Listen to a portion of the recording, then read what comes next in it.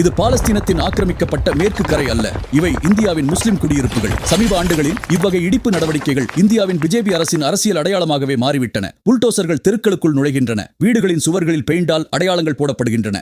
குடும்பங்கள் எதையும் செய்ய முடியாமல் கண்ணீர் மல்க பார்த்துக் கொண்டே நிற்கிறார்கள். செப்டம்பர் மாதத்தில் உத்தரப்பிரதேசத்தில் நபி முகமது அவர்களின் பிறந்த நாளை நினைவு கூர்ந்து ஐ லவ் முஹம்மட் என்று சுவர்களில் போஸ்டர்கள் ஒட்டப்பட்டன. சில நாட்களுக்குள் இந்துத்துவ தேசியவாத குழுக்கள் நடவடிக்கை எடுக்க வேண்டும் என்று கோரிக்கை வைத்தன. அதன் பிறகு என்ன நடந்தது தெரியுமா? புல்டோசர்கள் வந்தன, பல வீடுகள் தரைமட்டமாக்கப்பட்டன. 100க்கும் மேற்பட்ட இந்திய முஸ்லிம்கள் மத கலவரத்தை தூண்டியதாக குற்றம் சாட்டப்பட்டு சட்ட வழக்குகளில் சிக்க வைக்கப்பட்டனர். 2022 ஏப்ரல் முதல் ஜூன் வரை 5 இந்திய மாநிலங்களில் 128 கட்டிடங்கள் இடிக்கப்பட்டதாக தகவல்கள் கூறுகின்றன. அதில் பாதிக்கப்பட்ட சொத்துகள் பெரும்பாலும் முஸ்லிம்களுக்கு சொந்தமானவை. 600க்கும் மேற்பட்டோர் தங்கள் வீடுகள், தொழில்கள், வழிபாட்டு இடங்களை இழந்தனர். ஆம்னஸ்டி இன்டர்நேஷனல் அமைப்பு இந்த இடிப்புகளை சட்டவிரோதம், பாகுபாடானது, ஒரு சிறுபான்மை சமூகத்துக்கு எதிரான கூட்டு தண்டனை என்று விவரித்துள்ளது. பல நேரங்களில் எந்த முன் அறிவிப்பும் இல்லாமல், நீதிமன்ற உத்தரவு இல்லாமல், சட்ட நடைமுறைகள் எதுவும் பின்பற்றப்படாமல் இந்த இடிப்புகள் நடைபெறுகின்றன. இந்த நடவடிக்கைகள் RSS எனப்படும் இந்துத்துவ தேசியவாத அமைப்பின் சிந்தனையை காட்டுகின்றன. 1920களில் உருவான இந்த அமைப்பு ஐரோப்பிய பாசிச சிந்தனைகளால் ஈர்க்கப்பட்டதாக பலரும் கூறுகின்றனர். RSS இன் சிந்தனை இன்றைய ஆளும் பிஜேபி கட்சியை பாதித்துள்ளது என்பதும் பரவலாக கூறப்படுகிறது.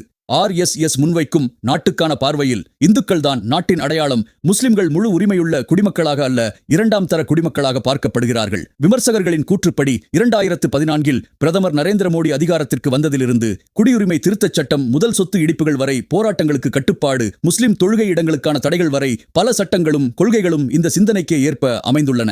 2024இல் housing and land rights network வெளியிட்ட அறிக்கையின்படி 2022 முதல் 2023 வரை இந்தியா முழுவதும் 1,53,820 வீடுகள் இடிக்கப்பட்டுள்ளன. 7,38,438 பேர் இடம்பெயர்ந்துள்ளனர். அதில் பெரும்பாலானோர் முஸ்லிம் பெரும்பான்மை பகுதிகளைச் சேர்ந்தவர்கள். 2019 முதல் 2023 வரை வீட்டு வெளியேற்றங்கள் 1,07,625 5,15,752 வீடுகள் வரை உயர்ந்துள்ளன. அரசை விமர்சிக்கும் பத்திரிகையாளர்கள், செயற்பாட்டாளர்கள் தீவிரவாத சட்டங்கள், தேசதுரோக சட்டங்கள் என்ற பெயரில் நீண்ட கால சிறைவாசத்திற்கு உள்ளாக்கப்படுகின்றனர். ஊடகங்கள் பல நேரங்களில் அரசின் கதை சொல்லலையே பெரிதுபடுத்தி இந்த இடிப்புகளுக்கு மக்கள் ஆதரவு இருப்பது போல உருவாக்குகின்றன. இதனால் முஸ்லிம்களின் புறக்கணிப்பு மேலும் ஆழமாகிறது. இந்திய உச்சநீதிமன்றம் பல இடிப்புகளை அரசியலமைப்புக்கு எதிரானவை என்று கூறி தன்னிச்சையான அரசு நடவடிக்கைகளை கட்டுப்படுத்த வழிகாட்டுதல்களையும் வழங்கியுள்ளது. ஆனால் உள்ளூர் நிர்வாகங்கள் நீதிமன்ற தீர்ப்புகளையும் புறக்கணித்து இந்த நடைமுறைகளை தொடர்கின்றன. வீடுகள் இடிந்து விழுவதை கண்முன்னே பார்க்கும் குடும்பங்களுக்கு புல்டோசர் என்பது இனி ஒரு இயந்திரம் மட்டுமல்ல, அது கட்டாய வெளியேற்றத்தின் சின்னம், சொத்து பறிப்பின் சின்னம், எந்த பொறுப்பும் இல்லாத அரசு அதிகாரத்தின் சின்னம். அந்த சத்தம் அவர்களின் மனங்களில் என்றும் ஒலித்துக் கொண்டே இருக்கிறது.